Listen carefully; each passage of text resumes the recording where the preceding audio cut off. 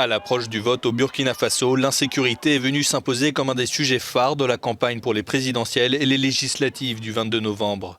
Depuis les premières attaques djihadistes dans le pays en 2015, le Burkina Faso connaît une hausse des violences souvent entremêlées à des conflits intercommunautaires. Le nombre de morts liés au combat a encore battu des records cette année, en dépassant les 2200 morts après une année 2019 particulièrement meurtrière.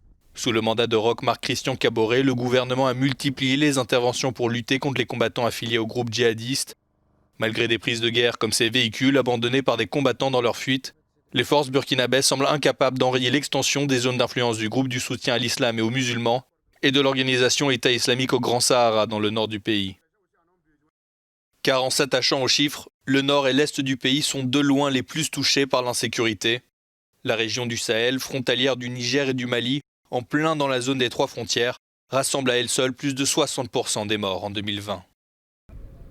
La zone des trois frontières est devenue l'épicentre d'une crise qui s'éternise dans la région, et ce malgré les actions du G5 Sahel, de la force Barkhane et du gouvernement. Fin 2019, le pouvoir burkinabé avait annoncé la décision d'armer et de recruter des civils pour aider les forces de sécurité dans la lutte anti-djihadiste, une méthode militaire forte préférée par le président Kaboré, alors que l'opposition appelle désormais à un dialogue avec certains groupes.